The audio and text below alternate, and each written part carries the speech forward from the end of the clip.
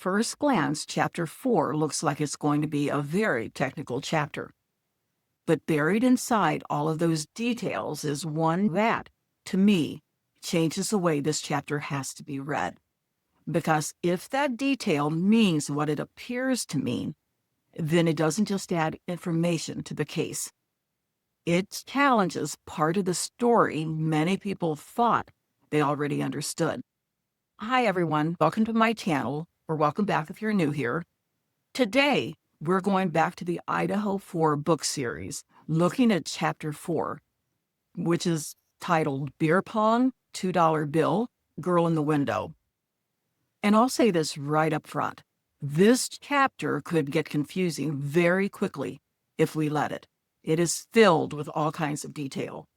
There are bloodstain labels, report dates, forensic descriptions, witness statements, crime scene photographs, body camera references, and enough directional language, north wall, west hallway, second floor, first floor staircase, to make your brain quietly leave the building. So I'm not going to walk through this chapter like a forensic spreadsheet because I would get totally confused, and I'm sure you would as well. So instead, I want to keep this focused on the central question this chapter raises. What if one ordinary object in the middle of the house, a white, folding beer pong table, tells us something important about whether the scene was understood correctly from the beginning? Because in this chapter, the beer pong table is not just background clutter. It is not just a leftover party object. It becomes the center of the chapter's argument.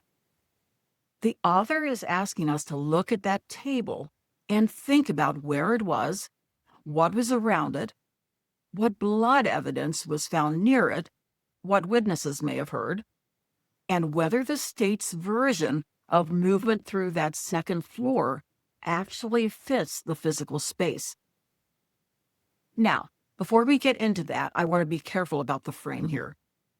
This is not a video claiming that one table proves an alternate theory of the crime, because it doesn't.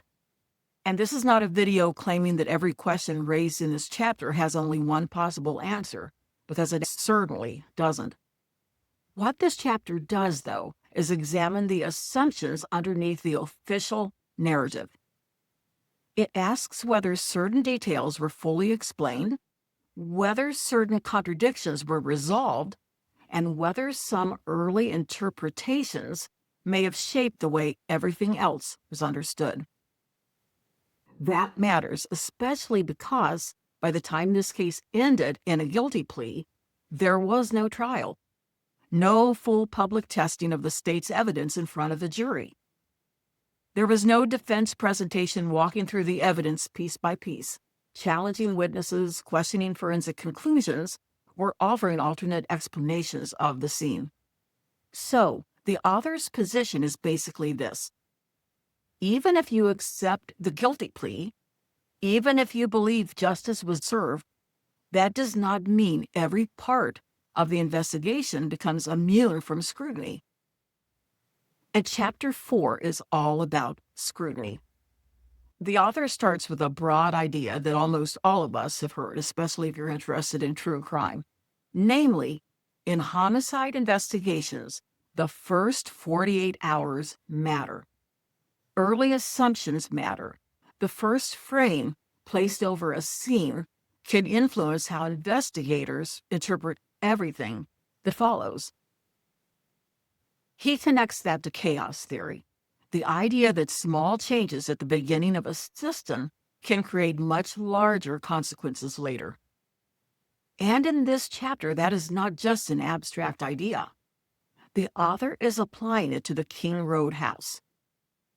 If an officer initially misunderstood part of the scene, if a report describes something differently than a video shows it, if a piece of evidence is documented late, if a witness statement is accepted without asking the next obvious question, those things may seem small in isolation, but together they can shape the story.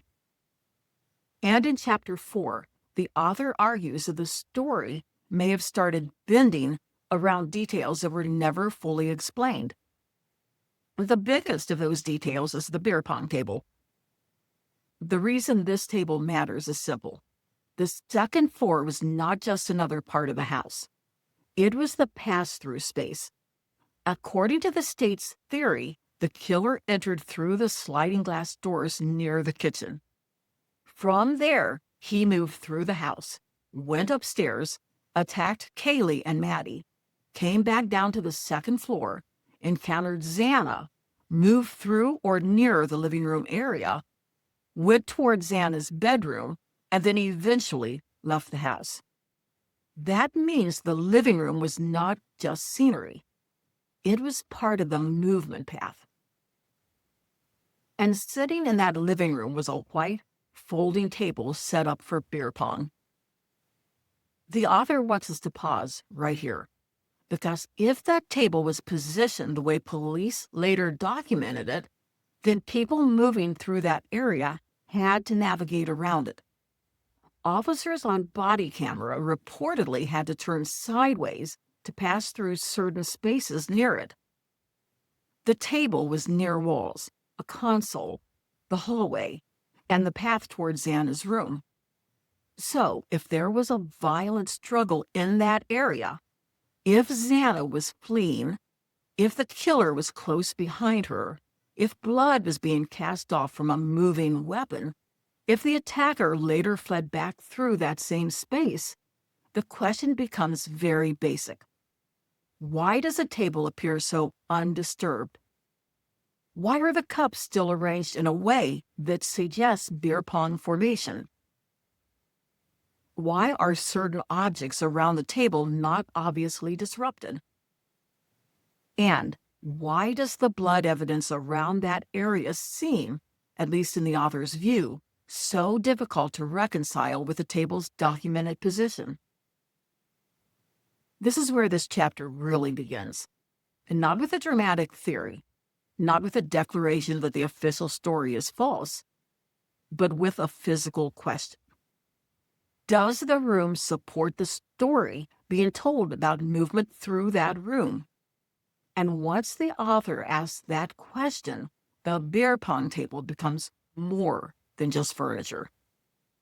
It becomes a test of the timeline, a test of the blood evidence, a test of the witness accounts, and possibly a test of whether the scene had changed before investigators fully understood what they were looking at. If the killer entered through the sliding glass door, that brings him into the kitchen area. If he moved upstairs, he would pass through or near that second floor space. If he came back down and encountered Xana, the living room and the hallway toward her room becomes critical. And if he later left through the sliding glass door, he would again have to move through that general area. And according to the author, that is where the problem begins. The author points out that the table was not simply sitting in a wide open room, at least not as police later documented it. It was positioned in a way that appears to have narrowed movement through part of the living room. He describes a tight clearance near the table, the half wall, and the nearby console. He also notes that officers on body camera reportedly had to turn sideways to move through that space. That detail matters because it turns the question from abstract to physical. This is no longer, could a person have moved through the living room? The question becomes, could a panicked, injured Xana have fled through that space? Could an attacker have been right behind her? Could a bloody weapon have created cast-off patterns in that area? Could all of that have happened without the table moving, without the cups being dramatically disrupted, and without the surrounding objects showing the kind of chaos we might expect? The author's answer is that the scene, as documented, does not seem to fit that movement story very neatly. And this is where we have to be very careful. We're not saying the table proves what happened.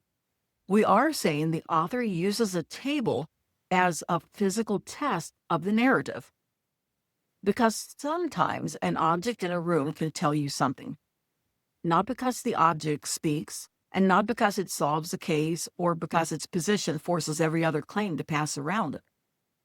If the table was there, then the movement has to work around the table. If the blood was there, then the blood has to make sense around the table. If witnesses heard something involving the table, then the timing has to make sense around the table.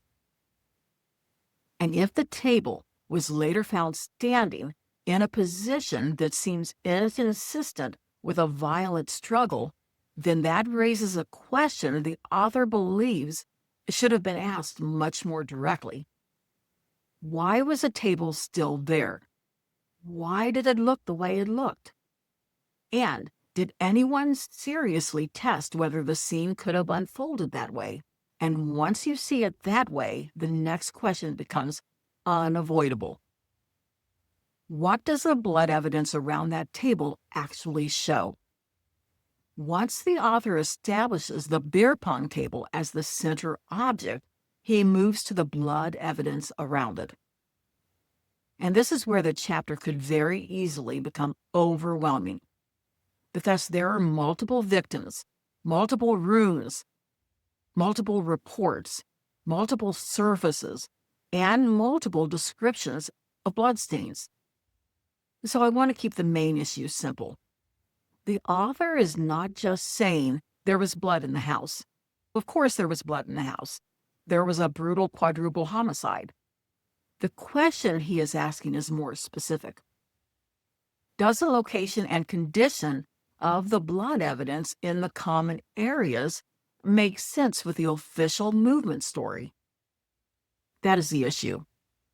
According to the chapter, the common areas of the second floor contained several stains that were described as diluted or mixed with some other liquid. These stains were not only in Xana's bedroom. They were also described around the living room, near the beer pong table, near the half wall, near the stairwell, and in other common areas. And the author's concern is that these common area stains seem harder to explain than they may at first appear. One reason is dilution. Sutter, the forensic analyst discussed in the previous chapter, describes some of the bloodstains as diluted. The author questions what that dilution actually means. Was there another liquid present? Was the blood mixed with water, alcohol, or something from one of the cups? Was it tracked, transferred, or cast off? And most importantly, was that explanation tested? That becomes one of the chapter's recurring questions. If the blood was diluted, what diluted it? And if the explanation is that it mixed with liquid from cups or containers near the beer pong table, then the next question is obvious. Were those cups, bottles, cans, and nearby objects collected and tested? According to the author, many of those surrounding objects were not seized or tested in a way that would clearly answer that question, which really, guys, that just blows my mind that these were never tested. And that matters because the dilution explanation starts to sound less like a conclusion and more like an assumption. Then there is the second issue. Whose blood appears where? The author raises questions about blood or DNA from multiple victims appearing in common areas where, according to the official narrative, those victims were not moving after they were injured. For example, the chapter questions how Ethan's blood or DNA ends up near the stairwell or ledge area if Ethan was attacked in Xana's room and there was no clear evidence that he moved through the common area after being injured. The chapter also raises questions about blood or DNA associated with Kaylee and Maddie appearing in second floor common areas, even though the official narrative places the attack on them as being upstairs. And then there is Xana. Xana is the victim whose movement through the second floor is central to the state's story. She is the one the author focuses on when discussing the living room, the table, and the hallway toward her bedroom. But the author argues that even Xana's blood evidence creates a puzzle. If Xana was injured near the table, why are some stains described as diluted? If she was moving from the living room back toward her bedroom while actively bleeding, why is there not a clearer trail on the floor? And if the heavy blood evidence is inside Xana's room, why does the area just outside her room not show the kind of floor evidence the author would expect from that movement? Inside Xana's room, the violence is obvious. Outside Xana's room, the author says the floor evidence is not what he would expect. But in the common areas, there are still stains. Diluted stains, faint stains, stains on vertical and horizontal surfaces that raise questions about how blood got there and what movement created it. So the issue is not simply that blood was found. The issue is pattern. Where is the blood? Where is it not? Is it diluted or undiluted? Is it on the floor, on the wall, on the table, on the ledge, on a baseboard? And does that pattern support the story that was later told about how people moved through that space? The author's argument is that the pattern does not neatly support that story. Again, that does not automatically prove an alternate sequence, but it does create a reasonable question. Was the blood evidence interpreted around the narrative, or was the narrative built from the blood evidence? Those are very different things. And that question becomes even more important when the author moves from the living room to the threshold of Xana's bedroom. Because the threshold is where this chapter says the official story begins to strain the most. The next major point in the chapter is the threshold to Xana's room. And I think this may be one of the easiest parts of the chapter for people to understand, because you do not need to know every forensic label to understand the basic problem the author is pointing to. A threshold is a dividing line. It separates one space from another. And in this chapter, the threshold to Xana's bedroom becomes more than a doorway. It becomes the place where the author says the official movement starts to strain. On one side of that threshold is Xana's bedroom. Inside that room, the blood evidence is obvious. The violence is obvious. There is no real question that Xana and Ethan were attacked in or near that room. That is the center of the physical evidence connected to them. But outside that threshold, which really is puzzling to me, in the hallway and common areas, the author argues that the evidence becomes much harder to explain. The floor outside the room is not described the way you might expect if Xana was actively bleeding while moving from the living room and back toward her bedroom. Instead, the chapter focuses on stains that are diluted, faint, oddly placed, or located on surfaces like walls, ledges, baseboards, and the beer-pong table. That contrast is what matters. Inside the room, the blood evidence is heavy and direct. Outside the room, the author says the pattern is strange, and that raises a very basic question. If Xana was injured near the beer-pong table or in the living room area and then moved back toward her bedroom while bleeding, where is the clear floor trail? That question becomes even more important because the chapter discusses diluted blood near Xana's door and near the common areas. Sutton reportedly attributes some of the diluted blood to injuries to Xana's mouth and nose. But the author challenges that explanation.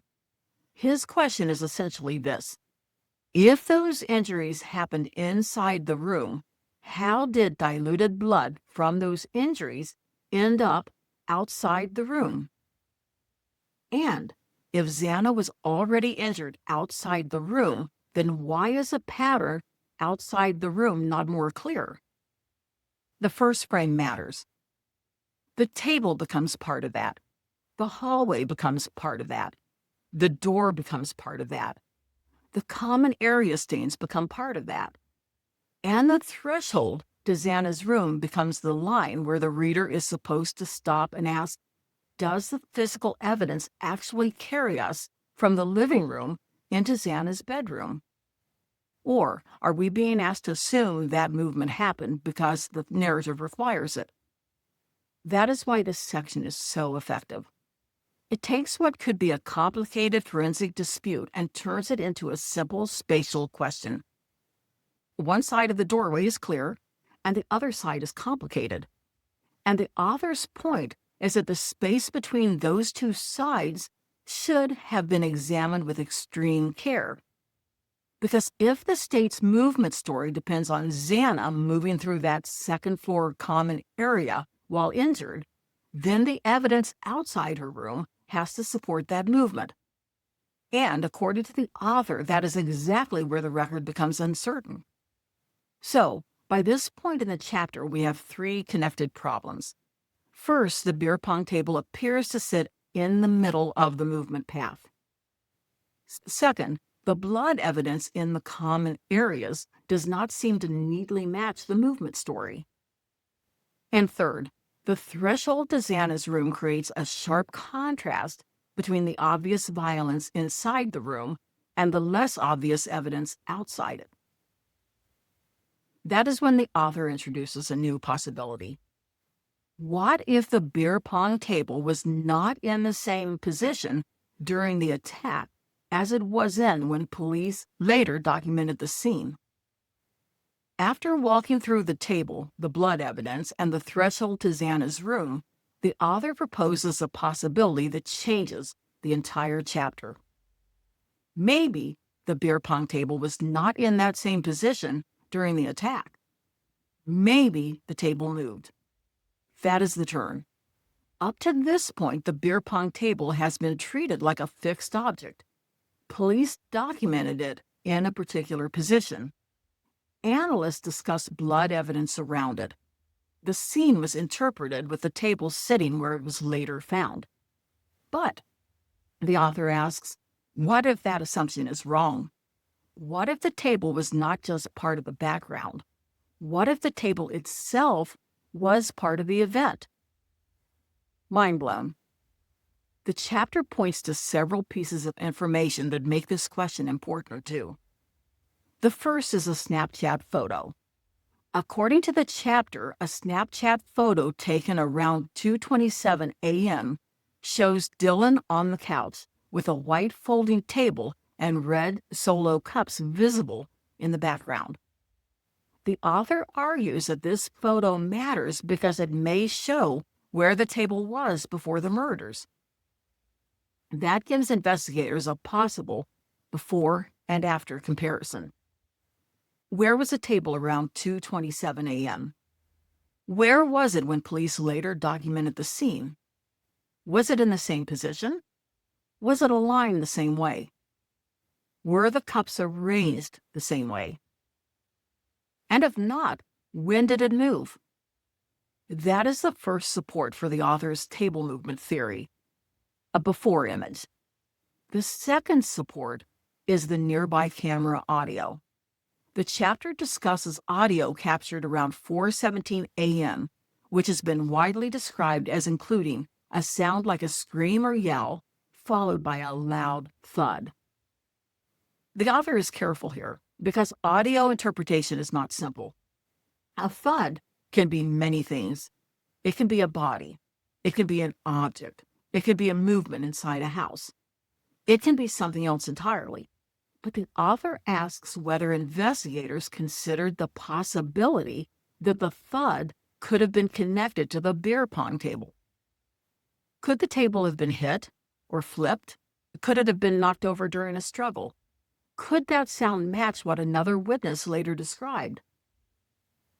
And that brings us to the third support, Bethany's account. This gives me chills, guys, because this makes perfect sense to me.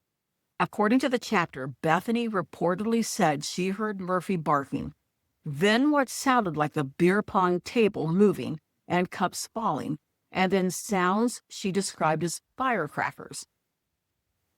That is important because Bethany's description gives the table a sound. The table is no longer just something seen in photos. It is something someone may have heard moving. And if Bethany heard the table moving and cups falling, then the author's next question becomes unavoidable. Why was the table later found standing? That is the chapter's strongest escalation, because the problem is not simply that the table might have moved. Objects move during violent events, of course. Tables get hit, cups fall, furniture shifts. Quite common in a violent assault. That part would not be surprising. The bigger question is what happened after that. If the table moved during the attack, was it still overturned or displaced when the killer left? Was it upright when the surviving roommates began moving through the house later that morning? Or was it upright when first responders arrived? Or did someone, at some point, set it back up? That is where the chapter becomes less about the table itself and more about time. Time between the murders and the 9/11 call. Time inside the house before police arrived. Time for people to move through the scene. Time for a scene to change before investigators realize what every object might mean. And again, we have to be careful. The author is not proving exactly who moved the table, or when, or why. But he is arguing that the possibility should have been investigated because it affects how the rest of the scene is interpreted. So if the table was in one position during the attack and a different position when police documented it, then any bloodstain analysis built around the later position may be incomplete. If the table was knocked over and later stood back up, then the scene police documented was not the same scene created during the attack. And if the scene changed before police fully processed it, then some of the most confusing blood evidence may not be confusing because the evidence is meaningless. It may be confusing because the room was being interpreted after it had already been altered. That is the power of this section and the framing here. The author takes three details: the Snapchat photo, the 4:17 a.m. thud, and Bethany hearing the table and cups, and uses them to ask one central question. Was the beer pong table a silent witness to movement that investigators did not fully account for? And this is where the table becomes more than a physical object. It becomes a timeline problem. Because if the table moved during the attack, then the next question is not just where it was. The next question is who knew it moved, who heard it move, who saw it after it moved, and who, if anyone, put it back. But Bethany is not the only witness issue that raises questions. This chapter also points to Dylan. According to the official narrative, Dylan was on the second floor, much closer to the living room and Xana's room than Bethany was. The author asks why Dylan, if she was that close, would not have heard the same kind of table movement or struggle that Bethany reportedly heard from below. Now, that question can be tricky, because hearing is not simple in a house.